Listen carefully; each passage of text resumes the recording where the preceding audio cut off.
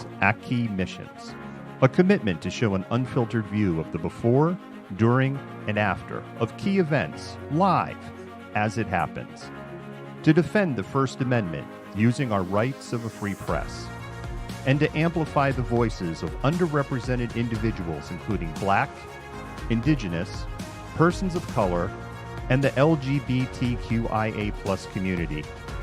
Our team is committed to seeking equality for all and holding those in power accountable. The easiest way to support Malcontent News is to bookmark our website at malcontentnews.com, like and follow us on Facebook, subscribe to us on YouTube, and follow us on Twitter, TikTok, Twitch, Instagram, and in the Google News app. To provide financial support, you can become a patron, make a one-time donation through Venmo, or link your Twitch account to your Amazon Prime account and use your free subscription to subscribe to Malcontent News. Thank you for supporting independent journalism and for being a malcontent.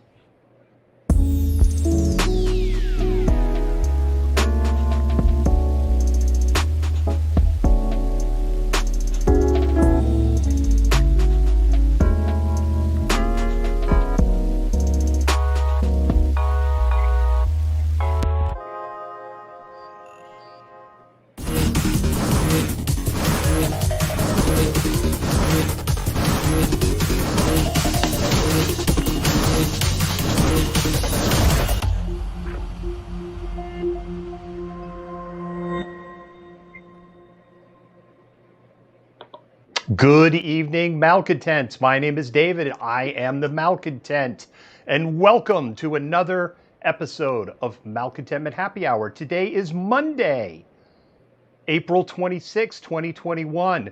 The year is going by so fast. Thank you for all your wonderful comments and everybody that is checking in and saying hello. I hope you've had a wonderful weekend. With that, let me pull in my wonderful co-host, Jennifer Smith. Jennifer, how are you doing this evening?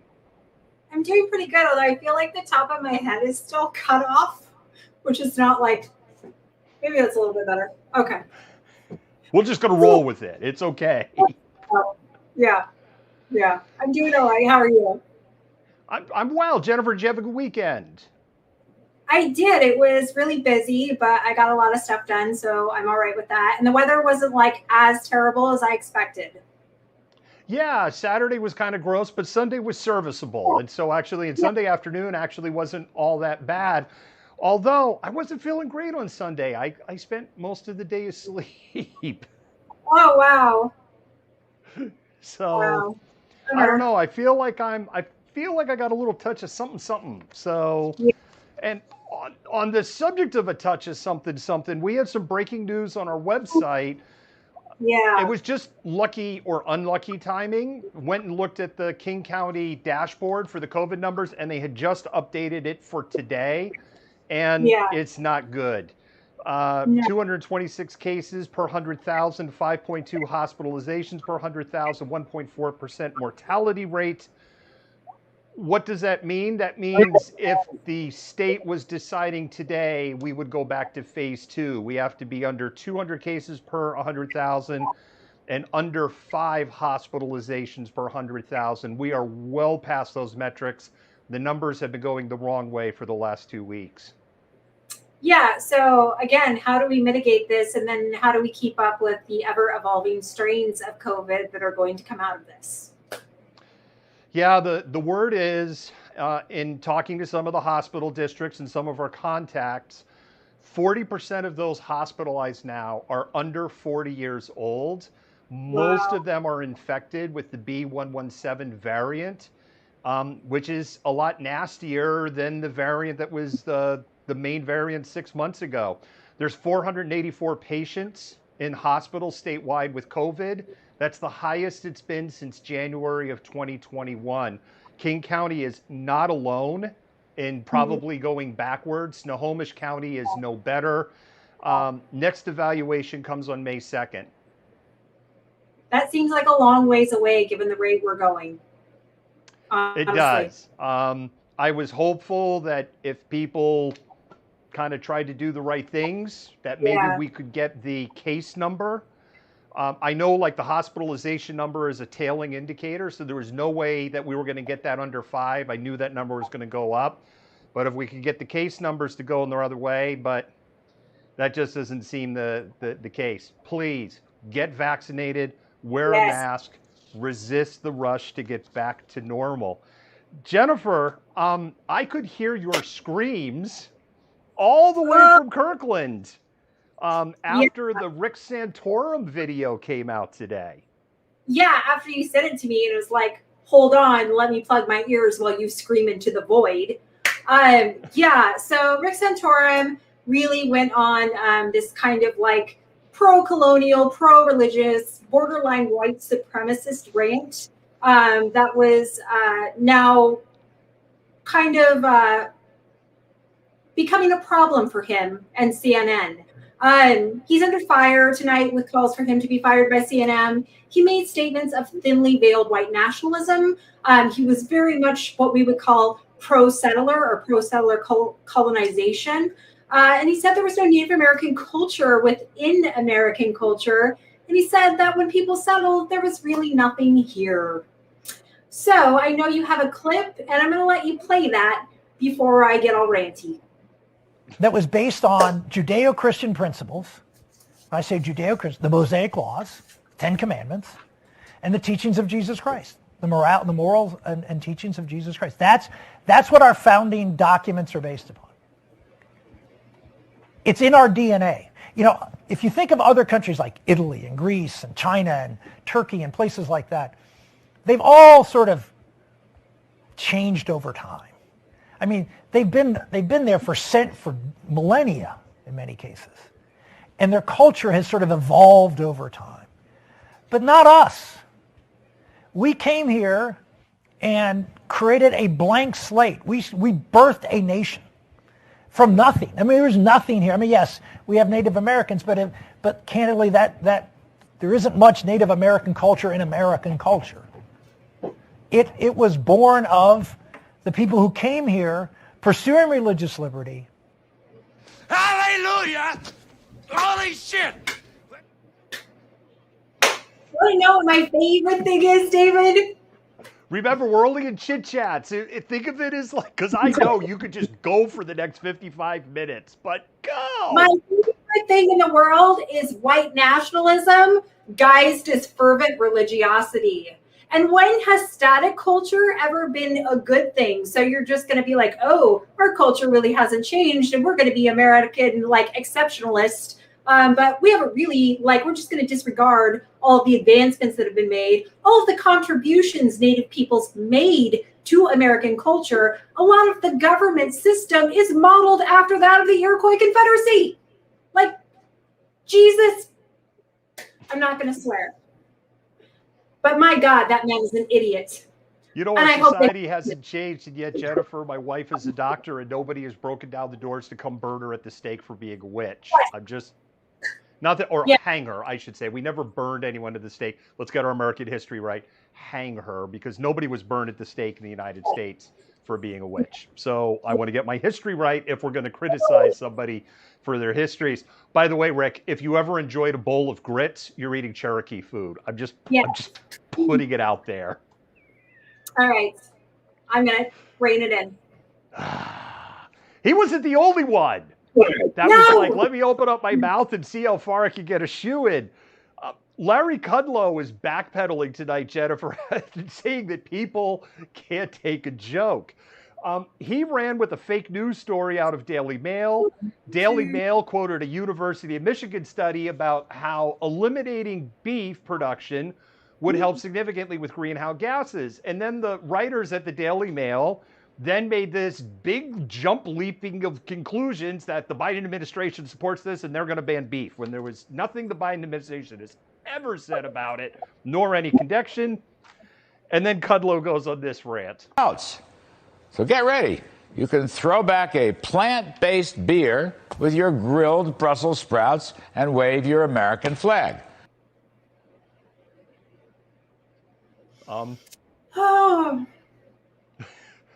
If I had time, I was going to cut the clip of the funny guy with, I want meat with my meat dipped in meat, fried in meat. I'm like, beer is made with plants. Now, Larry's going, I was joking when I said that. He was not. But when you have to explain the joke, you don't have a joke anymore. And you know what nobody else is focused on? And I think, Jennifer, I caught this little bit because I create news videos. Did you notice what meat was grilling on the barbecue grill in that news clip that Fox used when they went to grab their stock video clip?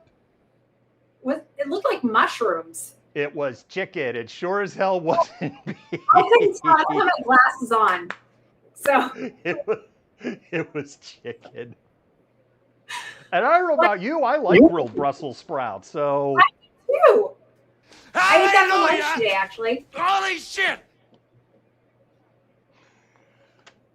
Oh, Jennifer, man. I understand you have another comedian for us. Oh, it'd be much funnier if it was maybe a joke, but this is our seen on TikTok portion of Chit Chat, and this is user Lucky Chucky. Tell me you don't depend on government assistance without telling me you don't depend on government assistance. I have a career.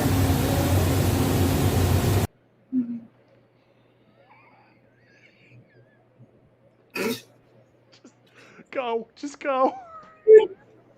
I'm sorry, Chucky, but did you drive on the roads to get to work? Did you work in a climate-controlled facility with a bathroom, running water, lighting, and basic safety regulations? Will you get paid for clocking in and out? And did someone pay into your Social Security? Was your employer prevented from forcing you to do illegal activity or work overtime for free? If you got hurt on the job, would a fire truck and ambulance come to your aid? Oh, Chucky, this is too easy. Socialism bad, as I drive to work every day on this socialistic provided road. Jesus Christ. Like, send him away to an island, like, with the rest By of the them. way, I'm very serious about that. I don't want to see anything in the comments.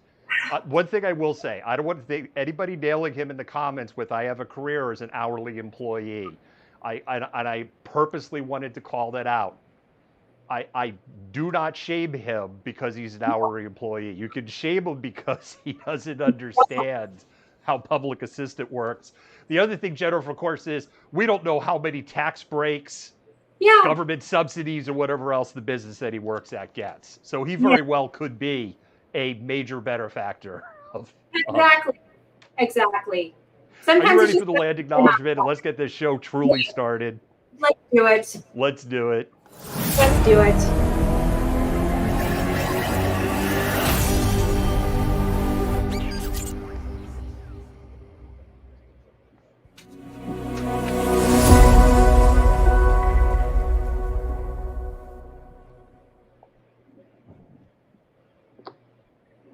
Malcontent News comes from Washington. The occupied Salish peoples. We are grateful to live and work as guests on these lands. The land which touches the waters of all tribes and bands within the Duwamish, Suquamish, Tulalip, and Muckleshoot nations. This land acknowledgement is but one small gesture in the ongoing process of working towards repairing and sustaining relations with Coast Salish lands, waters, peoples, and more than human kin. Honest, Jennifer did do the land acknowledgement. I'm going to think that her microchip from her COVID vaccination was interfering with the signal. Joke. We don't believe in that stuff at all. Joke. This is the part of the show where I tell you, please spam those hearts. Mess with the Facebook and Twitter algorithms so that people believe that there's actually some good content here to watch. If you're not feeling very hearty, you can go ahead and do some likes. If you're watching on YouTube or Twitch, you could just do a big long stream of hearts or make some comment like, love you mods, love you madmins, love you editors, love you researchers, love you Renee, love you David and Jennifer, just not in a creepy way. I saw somebody was saying some things in a creepy way earlier. Don't know if they were shown the door or not. Don't be creepy. We don't like creepy. And with that, go ahead and share. The easiest way you can support us also, simply subscribe or follow on your favorite channel. My favorite channel is Twitch. Although I don't know, Jennifer, after one of the stories we do tonight, I don't know how much longer we may be on Twitch. And with that, let's get started on our first story, which is breaking news. Okay.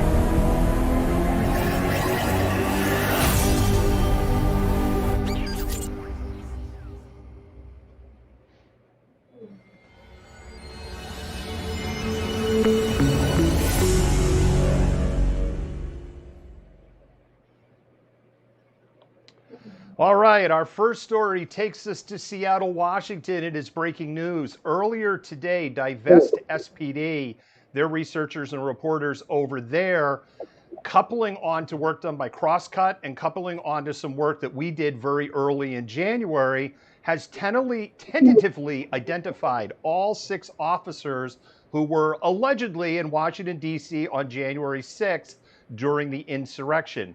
Seattle had more off-duty police officers at the insurrection than any other police department in the United States. Of the cities with identified officers in Washington, D.C., Seattle so far has not disciplined a single officer. In some other cities, officers have been fired, officers have been arrested, officers have been suspended without pay, facing termination. None of that has happened in Seattle. There was supposed to be a court hearing on April 2nd to debate on whether those names were released. That court hearing was canceled because lawyers decided that the point of it was moot and that the names may not come out for months or until the OPA investigation is done. OPA is committed to releasing their findings within 180 days of their investigation.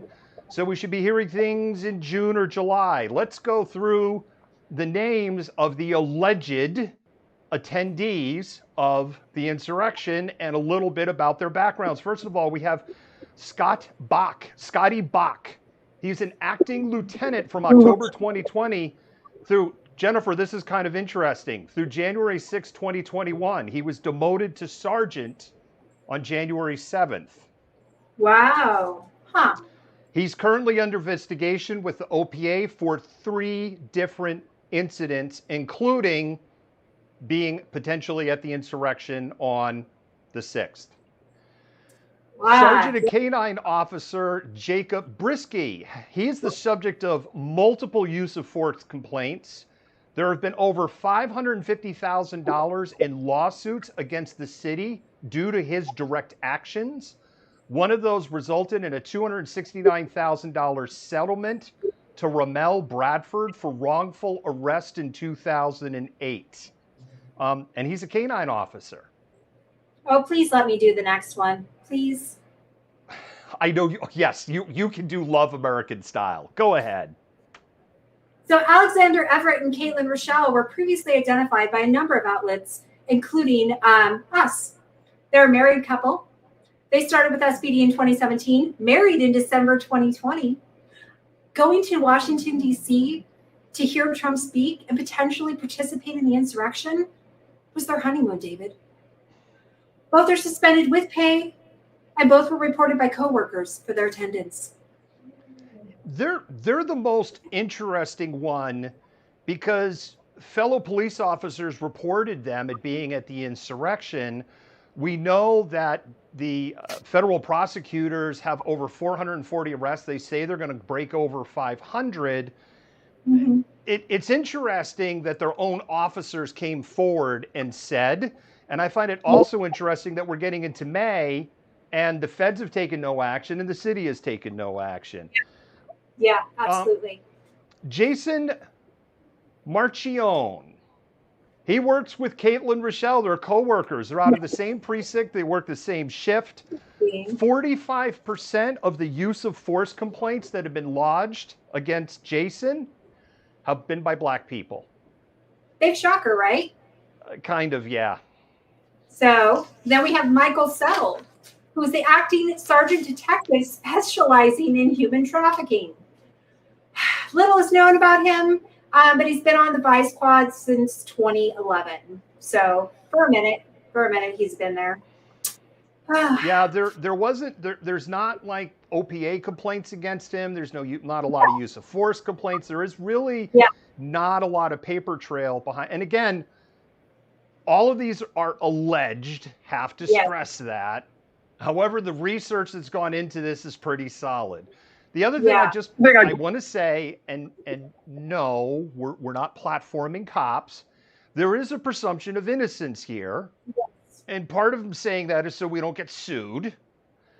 No one has been charged federally, as we noted, for their actions on January 6th. No one has been disciplined. Andrew Meyerberg claims the clock is running for the findings on these cases. And I think, like every other news outlet here in the Puget Sound area, we're going to keep checking and waiting for the findings on these investigations. Yeah, it's really interesting. I was a little bit shocked today when the list came out that 3 of them are actually higher ranking sergeants within the police force. And what is that? One was like, I believe, a sergeant detective. And so how does their particular political ideology and what it represents factor into how they do their job? It's a really valid question, Jennifer. The other one was the one that I called out, the first one on our list, who was an acting lieutenant and was demoted on January 7th, which it's hard to find any, you look at January 7th and it's like, okay, that's a Wednesday. So it's like that doesn't add up. It's not like it's the 15th or the 1st or a Friday or it's like middle of the week. That one's kind of like red flag going off there. All right. Well, we will continue to monitor that story. We're going to do a little pause for the cause, and then we're going to go to our next story. Yay.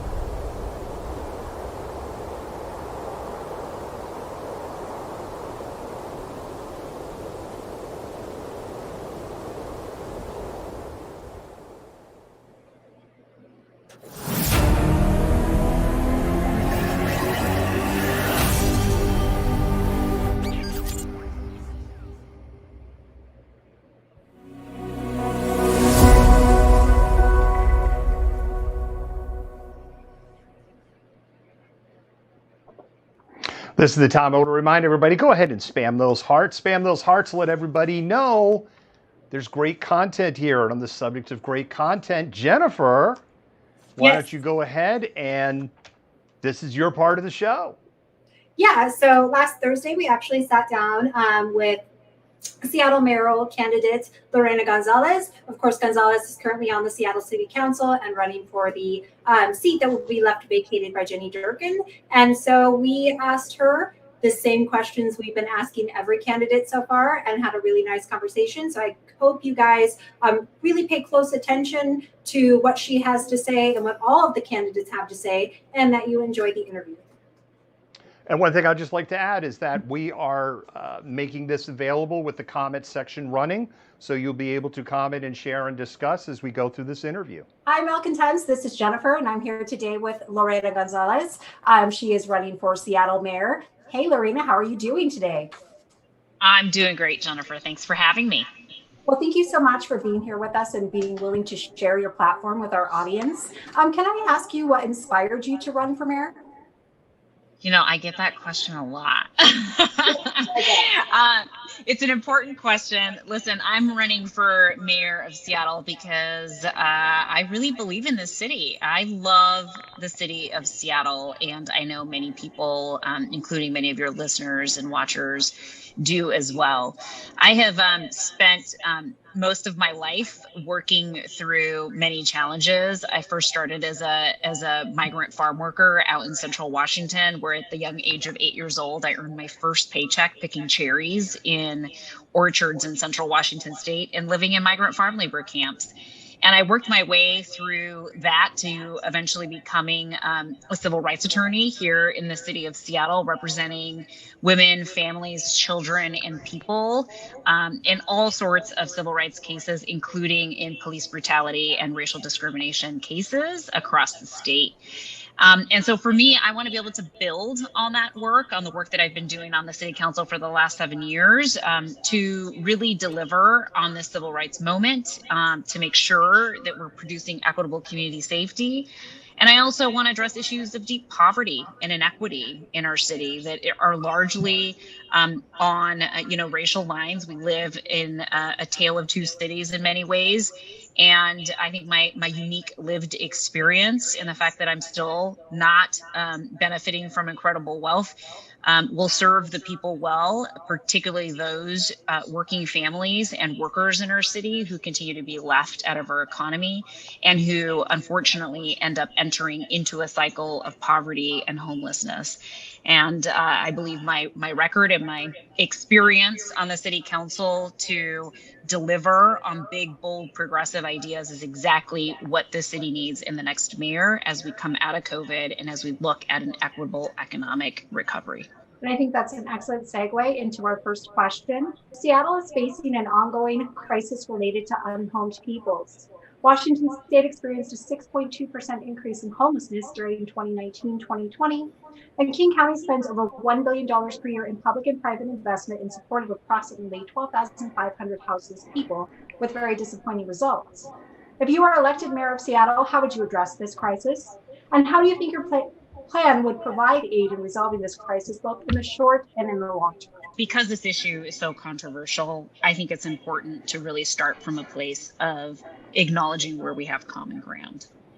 I think that we actually agree on a lot in this space. I think in general, we all agree that we want to create a system and a community in which people aren't required to live outside because of lack of housing.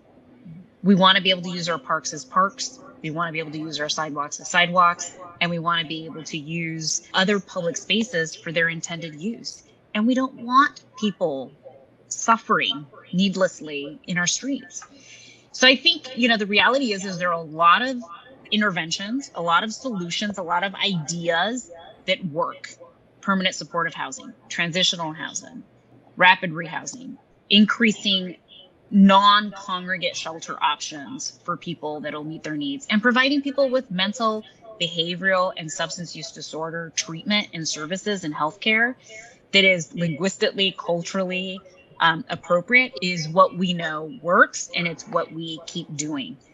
The issue has been that we are in a little bit of a logjam because of a lot of different personalities who can't come together to set aside egos and to just get to work on those solutions. What is different about me is I have significant, deep relationships with our city council, with our regional elected leaders, with our state elected leaders, and with our federal elected leaders to really make a difference in this space and to shepherd forward all of the solutions I just listed in a way that is going to produce more meaningful results. And so I'm looking forward to being able to lead in that fashion and to really, walk into that challenge with eyes wide open, but also taking advantage of all of the opportunities I believe exist about the areas that we agree upon as it relates to addressing the needs of people experiencing homelessness. COVID, of course, has exacerbated the homeless crisis, but it's also really something we need to discuss in the context of economic recovery and development, as well as addressing Seattle's crumbling transit infrastructure, such as the West Seattle Bridge. It's in great importance to many people. Moreover, some are expressing concern about large corporations and many in the workforce actually leaving Seattle. The question then is threefold. How do you plan on tackling infrastructure, aiding in economic recovery? And what concerns do you have about the loss of corporations and workers? COVID is really, especially for communities of color, really highlighted some of the pre-existing inequities and made them worse. And I think that COVID has left no household untouched, assuming that you don't live in the 1% in our city. Most households have been impacted in some way. My household is no exception to being touched in a negative way by COVID. My own husband, who is in the restaurant industry, found himself unemployed for the better half of last year and most of this year, and just recently returned to work because his restaurant finally reopened. So I understand how important it is to support our local economy and to make sure that folks are going to be able to not just make it through the next few months, but to actually be able to thrive. So I think it's important to make sure that we are continuing to provide things like rental assistance and eviction relief and other supports to our local economy to make sure that they can continue to weather the storm and, again, eventually get to a place where we are thriving. Reopening downtown is critically important. It's important because there are thousands of workers in the region that rely on those jobs. Hotel workers, retail workers, other, restaurant service industry workers, arts and culture workers. They all rely on a bustling, moving downtown. And that's why it's so important for us to continue to ramp up our vaccination efforts and to continue to following, public health guidelines to make sure we're not rolling back our economic restrictions. And so, I think this is a really complex issue. We have, a little bit more of a storm to weather here before we are going to start seeing some upticking. But we are seeing that people, including corporations in our city, are committed to being here. And I really appreciate those corporations who acknowledge that taking care of their workers is part of a good business strategy. And it means that they are going to continue to, in my mind, be good partners to us at the city to help us get workers back to work safely, but also to continue to be good neighbors and help us build the vibrant city that attracts their workers to come here in the first place. And back to the question of infrastructure. For example, I was in West Seattle the other day, and it is an absolute nightmare up there with construction, and there's so much being done. How do you plan on addressing issues of infrastructure, especially if we're looking at example, the West Seattle Bridge? Well, I live in West Seattle, so you don't got to tell me more than once about the impacts of the West Seattle Bridge. It is the number one issue that people approach me about as I move about in my own community here in West Seattle. It is a regional asset. It is. It was the right thing to close it down because of the significant public safety issues that it posed. But it is proven to all of us how important it is to maintain our infrastructure. Of course, the federal government is looking at funding infrastructure projects. It's a little unclear to us what bridges will be prioritized in that. But in the interim at the city, we are looking at strategies to make sure that we're taking care of our bridge infrastructure, including currently looking at a bonding proposal of up to $100 million to take care of much needed infrastructure need of bridges across the city. So that's going to be something that the next mayor is going to have to implement and execute on. And as a city council member who's being asked to vote and consider this strategy, I'll be ready on day one to implement that as a priority to make sure that no other neighborhood in the city of Seattle is left effectively on an island and isolated and having to deal with the immense amount of traffic that's caused by rerouting. It has been really difficult for the entire region to deal with our failed bridge, and we can't allow it to happen again.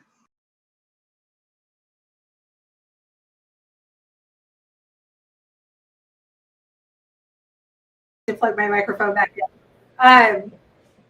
But yeah, so through the first half of the interview, she had some very precise and thoughtful answers to the questions that we posed. And I thought it was like a very professional interview. Yeah, I would agree. I would agree with that. And of course, that's just part one. We have the second part after a little pause for the cause. Yeah, absolutely. And we can unpack it a little bit more. I think there's some interesting answers in dialogue. Certainly not that there was anything uninteresting in the first half, but there were three sound like boom that really jumped out at me in the second half of the interview in particular. So we'll do a quick pause for the cause, and we'll start up with the second half. Thank you.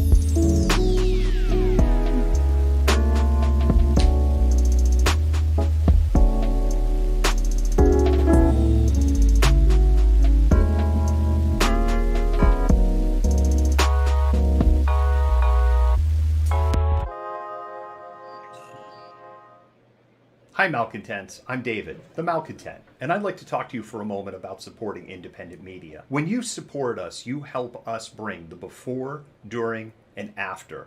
You help us defend the First Amendment. You help us amplify BIPOC and LGBTQIA voices, and you help us hold leaderships at a local, state, and federal level accountable. None of this would be possible without support by viewers just like you. When you become a patron for as little as $5 a month, you help buy technology, safety equipment, and help cover travel expenses so that we can continue to bring you news that you trust. If you can't become a patron, you can do a one-time donation on Venmo, and your dollars will go to the exact same causes. With your continued support, we can continue to amplify BIPOC and LGBTQIA voices while showing the truth on what is happening in the world around us. Once again, thank you. And we really do appreciate our patron and our Venmo sponsors and everybody else who helps literally keep the lights on around here. This wouldn't be possible without your support. There we go. Wake up, keyboard. And with that, I think we are ready to go on into the second half of that. Jennifer, let me hand it back over to you. Yeah, so I'm hoping, I've been playing around with the microphone on my speaker, so I'm hoping that reduces the echo that everybody's been hearing. So yeah, we're just going to go and carry on with the second half of the interview, where we talk a little bit more about taxes, land use, and defunding the police. There's a lot of protests related to the murder of George Floyd, for which Derek Chauvin was just convicted on all 3 counts. Police violence and ongoing racial inequality. Seattle has earned a national reputation as crime-ridden, dirty, and unsafe. At one point, it was labeled by the previous presidential administration as an anarchist jurisdiction. How do you plan on addressing the continuing racial inequality that exists within Seattle? And do these perceptions of Seattle as, crime-ridden, in chaos, how do you plan to mitigate those and make people see Seattle more favorably? I just want to sort of start by acknowledging how important it is to not only say the words Black Lives Matter, but to effectuate those words in our policy. And local jurisdictions are the ones who hold the most amount of power to truly transform policy to produce equitable community safety. And by that, I mean, we have control of our police departments. We have control of their budgets, and we have control of how we leverage our dollars to invest or not in community-based safety initiatives that will help to reduce, the need to engage in criminal behavior because of a lack of opportunity. So I want to acknowledge that this is really important work. It is not going to happen overnight. It's not going to happen in one mayoral term. It is long and steady work that is really important for the next mayor to fulfill and continue. I think that the reality is that, Seattle continues to be a vibrant city. That doesn't mean that we are crime free. It does mean that we have an obligation to make sure that we are meeting current public safety needs with the tools that we currently have, while also working on continued investment and scaling up of human service-based programs that are really going to produce more equitable community safety. And so that means that we're not flipping a switch, right? We're not flipping a switch overnight on 911 or pulling away from public safety services, but we are doing the slow and steady work of making sure that we are meeting the 911 response needs of the city, while also investing in communities who have been starved of investment for far too long. And I think that that's just really important work for the next mayor to understand and to be committed to, and to make difficult decisions about what our police department should and should not be doing in terms of their bodies of work is going to be a significant challenge for the next mayoral administration. Thinking about the SPD, when compared to the West Coast cities of Portland, San Francisco, San Jose, Sacramento, Oakland, and San Diego, Seattle has the second highest cost per police officer, tied with Oakland, and the second highest officer per capita behind San Francisco. Additionally, the average officer makes $153,000 a year before benefits, according to the Seattle Times. Despite the large force and supporting budget, Seattle police report slow response times and claim the issue is a lack of staffing. The budget was cut approximately 18%, and staffing levels were adjusted to support roughly 1,325 officers. How would you define defund the police, and what is your position? And how do you restore community trust, especially within BIPOC communities in the SPD? I started kind of answering that a little bit on that last question, but I think, the concept of defund SPD is, for a lack of a better description, it's a oversimplification of the issue that we're talking about. And so I think it's really important for us to stay focused on a concept of what it looks like to scrutinize police budgets, which historically have not received scrutiny. And I know this, I can speak from a place of knowledge because I have served on the city council, and it has been incredibly difficult to scrutinize the police budget, in large part because there isn't a lot of transparency. I think it's important to start there, right? We have a responsibility to take a closer look at every city department's budget. And just because you're a police department doesn't make you exempt or give you the privilege to not have that level of scrutiny. The second thing is we're talking about an allocation and reallocation of city dollars to programs that will produce true equitable community safety. Things like gun violence prevention, things like youth engagement, jobs for youth, particularly Black men between the ages of 18 and 24. These are all programs that we know if we invest in them at the need that exists, they will make a difference. They will interrupt cycles of violence, and they will interrupt the cycle of poverty that oftentimes allows our children to be victimized by criminal elements. And so I think it's really important for us to have a conversation about sort of what does it look like to scale up programs that do not require a gun and badge to respond, and how do we get our police department back to core law enforcement functions that are appropriate for them to respond to. They are not equipped and don't have the tools, nor, I believe, should they be responding to people in mental health crisis with guns. We should be looking at how do we get to people who are experiencing mental health crises with better systems in place. And once we identify what those systems are, once we've developed those systems, we can start pulling back a law enforcement first approach. Mental health crises has been one of the things that COVID has shed so much light on. And we recently had a man in the throes of a mental health crisis get shot by SPD on the waterfront. And so would you be open to implementing something similar to the STAR program in Colorado, which replaces traditional law enforcement responders with a medic and mental health professional for some emergency calls as a way to de-escalate situations when there is a clear mental health component? I have great news. We have our own version of STAR in the city of Seattle. It's the Health One mobile unit. We are just announced that we have deployed our second unit. But again, that brings us to a total of 2, and the need is much greater, obviously, than a total of 2. But that model is exactly what you've described. It is designed to respond to people who are in crisis, who don't need to have necessarily a law enforcement intervention, but need somebody who's going to help them de-escalate and to approach them with the behavioral health needs that they need in order to, again, calm down, take a moment, and survive at the end of that experience. And so I think we need to do more of that kind of work.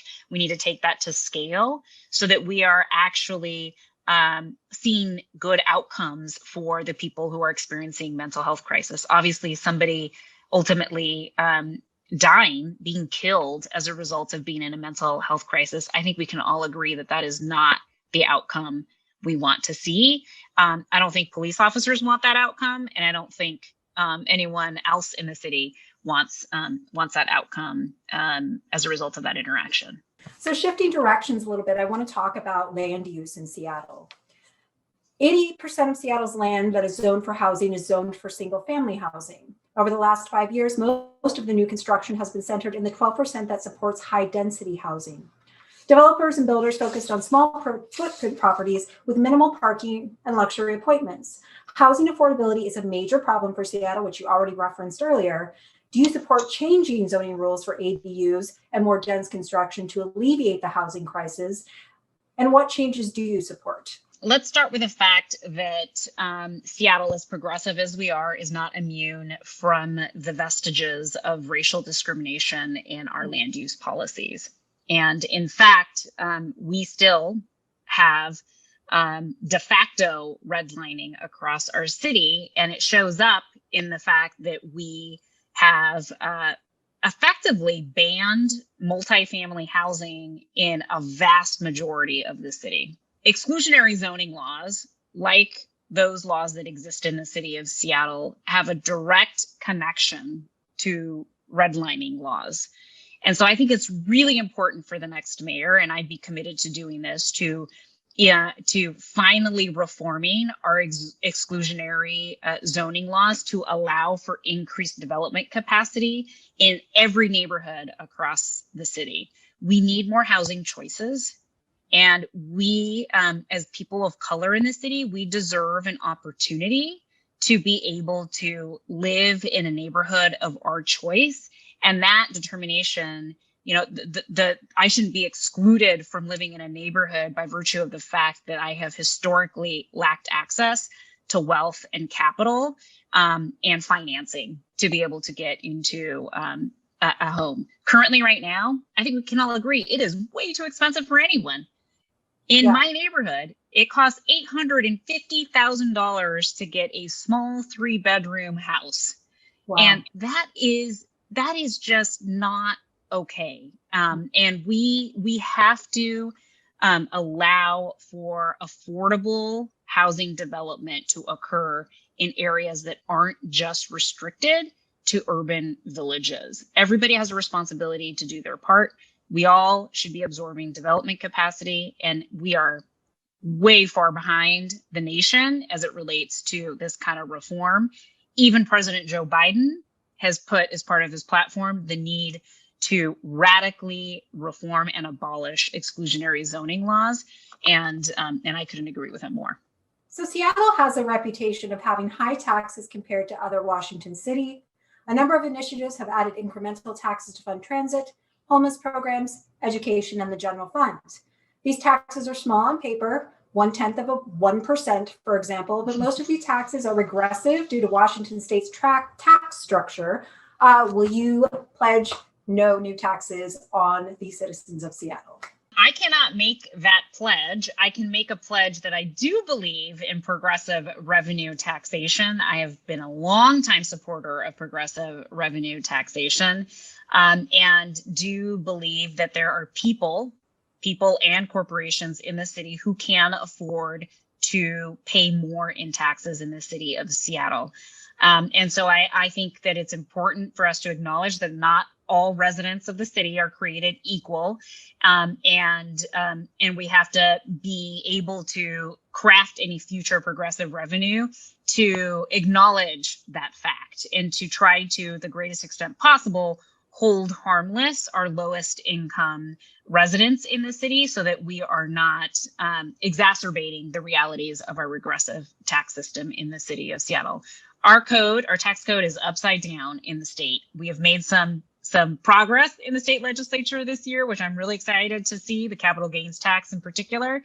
But I think that we need a lot of help and relief from the state to be able to truly meaningfully provide tax relief for those people in our city who are lowest income and who are being taxed at a disproportionate rate in comparison to our wealthy residents and corporations. And we know that Seattle has been home to Native peoples long before settlements. But sovereignty is always an issue for both tribes that are nations, that are federally recognized and those who are not, like the Duwamish. So as mayor of Seattle, how would you continue to support Indigenous sovereignty for Native peoples living with and around the Seattle area? Tribal relations and representation within a mayoral administration are very important given where we are seated. And I think that, we, through our Office of Intergovernmental Relations, used to have a representative who represented the interests of tribes and made sure that we were honoring those really important principles of conferring and consulting with tribes. I also think it's important for us to remind our colleagues at the state level and at the county level that they have an obligation to do that. We have a Native council member now, Councilwoman Deborah Juarez, and she has done a really tremendous job of making sure that policies are centering the needs of Indigenous people in our city, and of also leveraging her position to influence how other agencies that we work with relate to and interact with and do business with our Indigenous community. The last thing I'll say is that we have an Office of Economic Development. We have many public works projects. And I think it's really important for all of our public works projects to acknowledge whose land we are on. But I also think it's really important for us to, as part of our community benefits and community workforce agreements, make a commitment to hiring and creating economic opportunities, whether it's jobs or business opportunities for Indigenous people whose land we are benefiting from. Thank you so much for answering that. I really appreciate it. And thank you so much for being here today. We look forward to sharing this with our viewers, and best of luck with the rest of your campaign.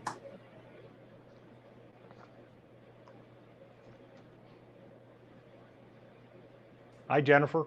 You need to wiggle the other way. You're behind the, there you go. Sorry, I'm a little thrown off by what happened in the comment section earlier. So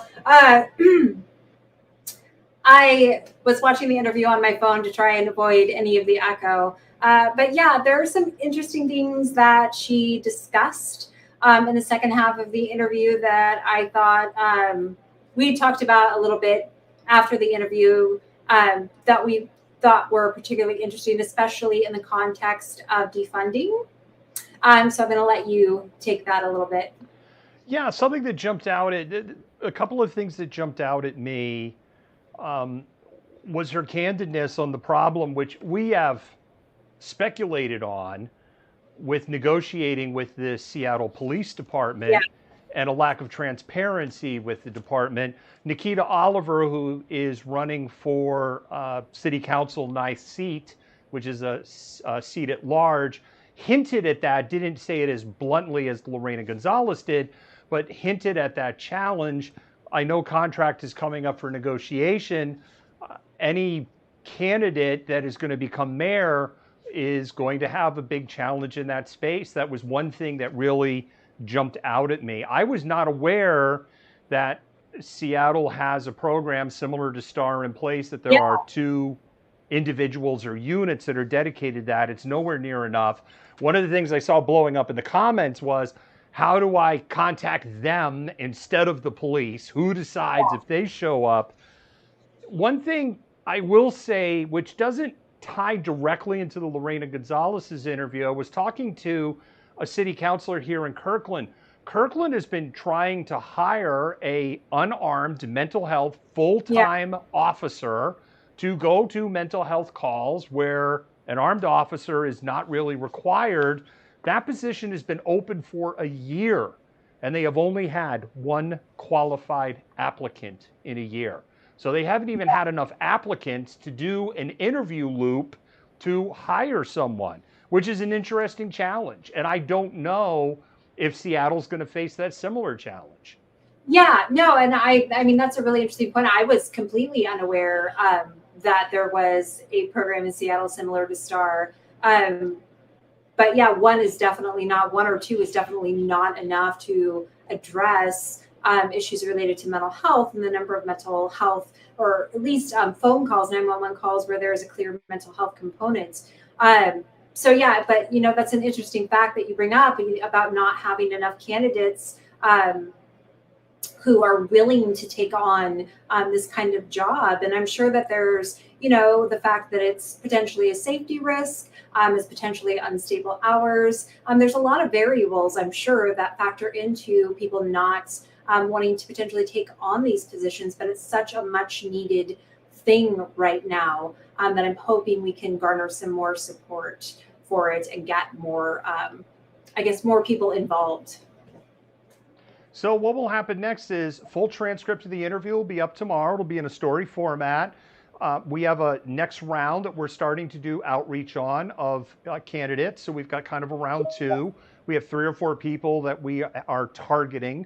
I would say that they're kind of we've kind of gone through the tier 1 candidates. So I would say these are the tier 2 candidates when we look at it from a fundraising standpoint. Yes. We also have Brianna Thomas. We're going to be interviewing her, city council candidate. So that is the next one in the pipeline. Renee is going to be doing that. So stay tuned as we continue to bring you this great political coverage. We thank Lorena Gonzalez for coming onto the show. We thank her people for facilitating this, and we look forward to talking to her in the future. With that, a little pause for the cause. I think I know which people know which pause for the cause this one is, because we haven't done it yet. And then we're going to kind of jump through the last 2 stories. Busy news day today. Yeah. Black Coffee is a hub for communities and a hub for meeting people, making friends, and understanding. What Black Coffee is to me is a place to actually call home, a place where Black youth will feel welcomed, where Black families will come and feel like they're at home. What we're trying to build is more than just coffee. Community is something that we do naturally. We know who's in the community, we know what the deficits are, and we're trying to fix that. We want to bring people together. My hope is that the phrase grounded in excellence shows up everywhere and that it becomes a movement. I'm looking forward to hanging out at Black Coffee with my friends and feeling safe. Black coffee to me means opportunity for people like me and my other friends and family to come here and do homework safely and hang out and stuff like that. That is happening. It is happening. Black Coffee Northwest is located in Shoreline, Washington, on Highway 99 around the 170th block on the west side. They have amazing coffee. They have amazing merch. If you're new to the show, you're seeing all the comments about, oh, you can't see my hand. Let me do this hand. Seeing all the comments about potato scones. I go hard for the potato scones. It is like the most fluffy, amazing scone you ever had in your life. And a baked potato with onion and cheese had a baby, and this is its offspring, and it is warm, it is delicious and amazing, and it goes perfectly with a cup of their coffee. And so with that, Jennifer, we're just going to jump right into our next story. Okay.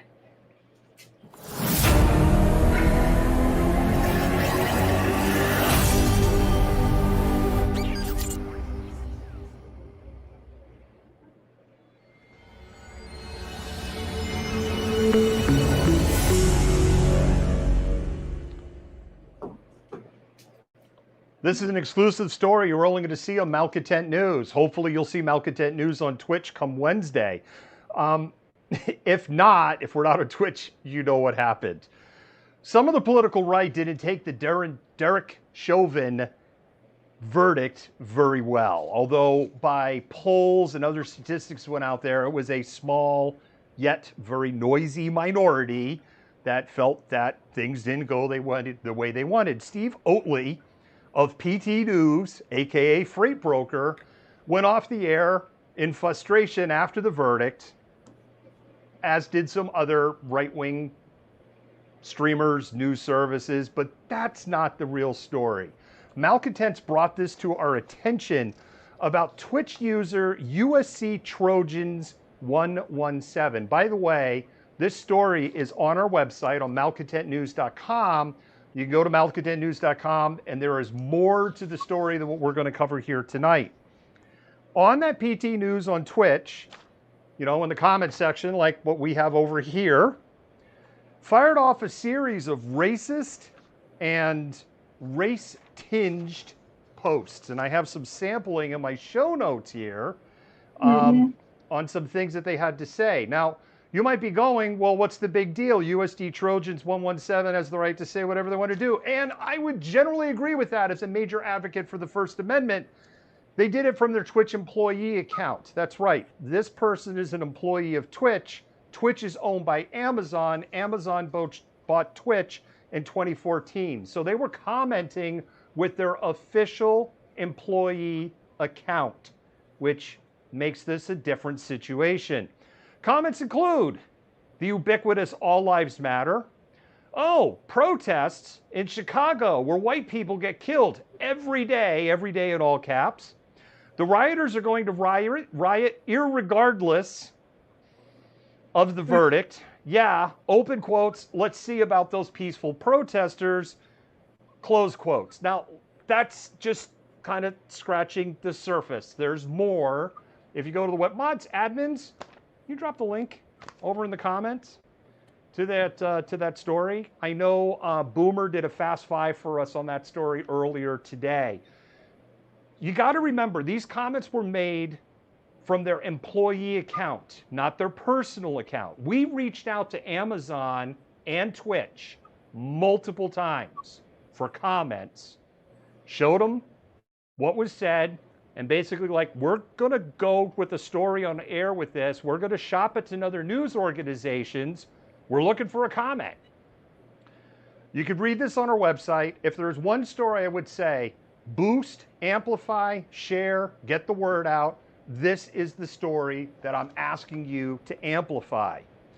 Amazon and Twitch will do nothing unless they feel the heat from public attention from one of their employees spouting racist comments about the Derek Chauvin verdict and doing it from their Twitch account. So the question, Jennifer, has to be raised. Since Amazon and Twitch isn't saying anything, is this their official position that all lives matter, rioters and looters for any reason, which of course we know was a false dichotomy because things were uber peaceful after the verdict came down? Yeah, no, absolutely. I think that's a really important question. And like we talked about last week when you kind of, referenced this story and that we were going to talk about it more. We talked about, Amazon has had some pretty significant issues lately. We did that story on the union vote and some of the things that were going on there and them attempting to block people from joining or learning more about unions and that awful kind of commercial where everybody looked like hostages that they aired on Twitch. Amazon doesn't really need any more bad PR right now. And if they're unwilling to respond to the way in which one of their employees used their employee account to respond to something like this with clearly racist remarks, then yeah, I guess we take that as their official response. I mean, I guess so. And, the story is out there. The print story is out there now.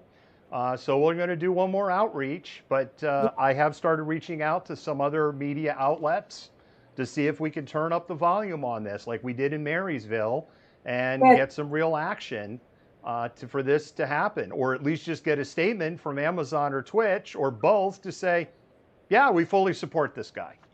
Yeah, something. All right. Now that we've covered that little bit of grossness, and I saw that the link was put up by a ton of people all at the same time, Thank you so much. We really appreciate it. Matter of fact, I'm going to go. I love it. I'm going to spam those hearts myself. Jennifer, last story of the night. Okay.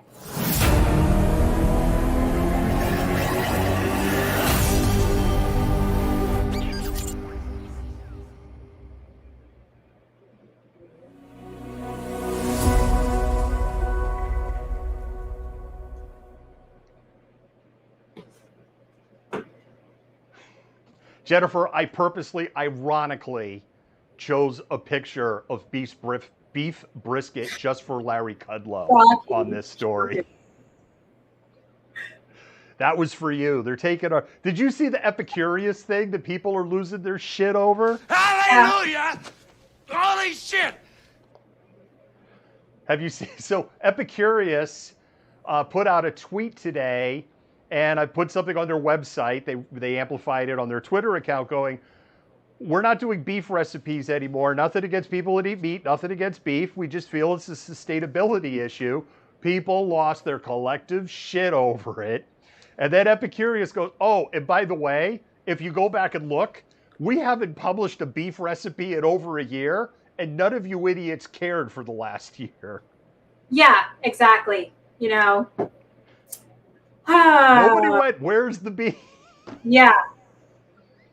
Yeah. I feel like I need to put on my cowboy hat, but I won't. Eastside Restaurant Week. Eastside, I love it when we get into good news. Eastside Restaurant Week has been incredibly successful, particularly on Saturday. I heard things for takeout were just massive. I heard a lot and I read a lot. I know that we tried to get something to eat out last night. It was a little bit late in the game, and there were a ton of places I called, like they were literally, "We're out of food." I'm like, wow, what a great problem to have.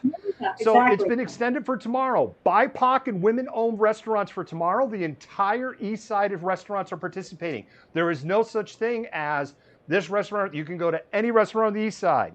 That's from Bothell all the way out to Duval and beyond, all the way south down to Black Diamond, and then back over to Renton and all the way back up. East side. You go get takeout. Don't eat in. Our COVID numbers suck. Get takeout. If you're incapable, get delivery. We want you to support the restaurants. But if you do the takeout, more money goes into the pocket of the restaurants. And I'm not going to get into the politics of some of the delivery companies. Yeah. As much as I want to, we're going to keep the story positive. If I can't rant about, what's his name from CNN, Rick Santorum, you can't rant about that. You can seize the meat of production.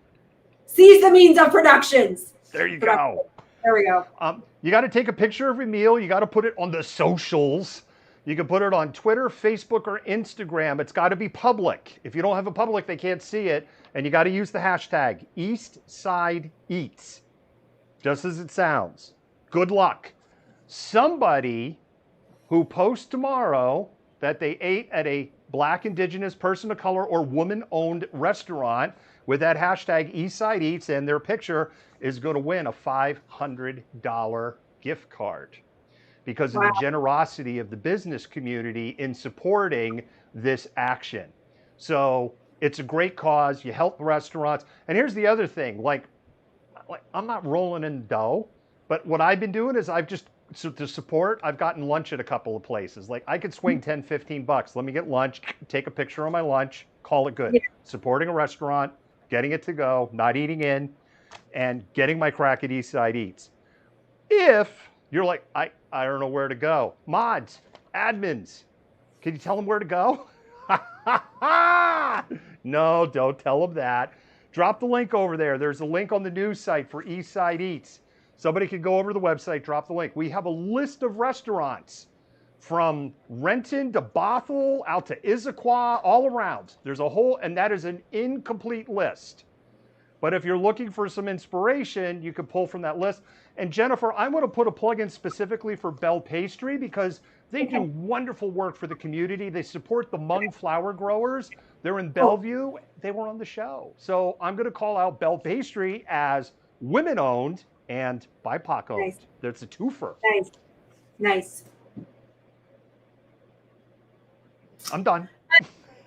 Yeah, are we done? Is that it? I'm done. I'm done. Okay. The other thing is, if you're looking at that list and you're like, I want to add a restaurant on there.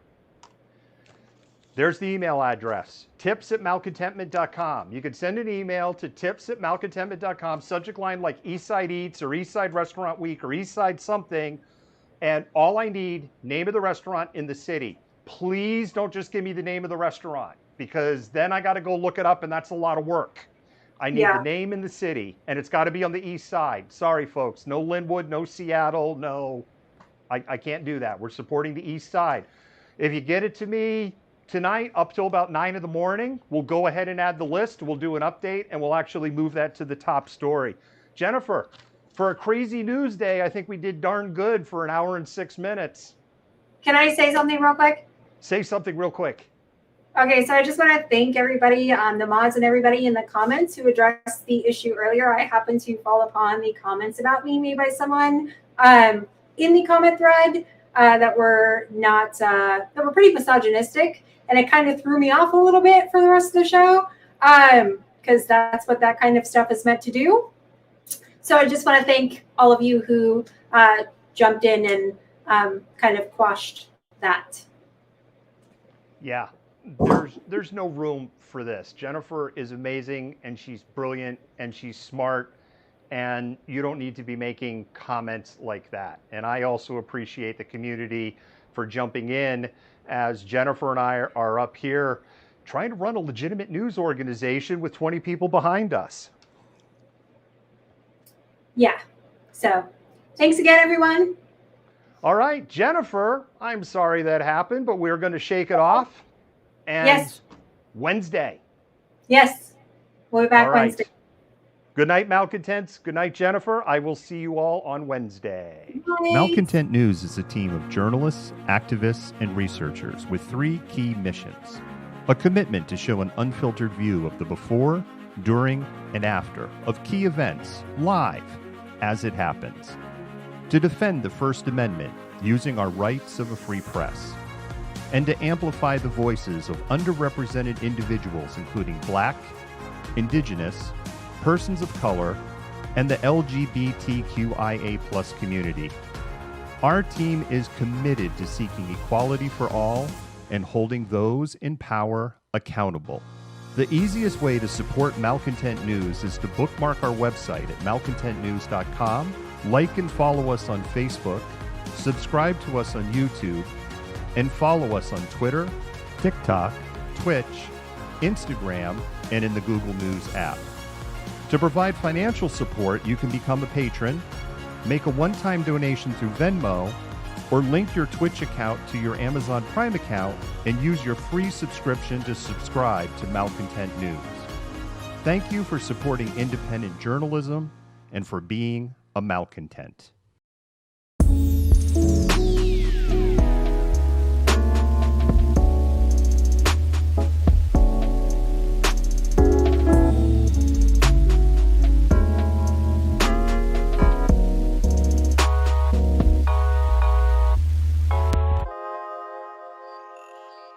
You fit the profile. You're the malcontent. Nobody wants to hear the nonsensical ravings of a loudmouth malcontent. He said malcontent Antifa. Fuck you. You are the biggest hypocrite on the face of the planet.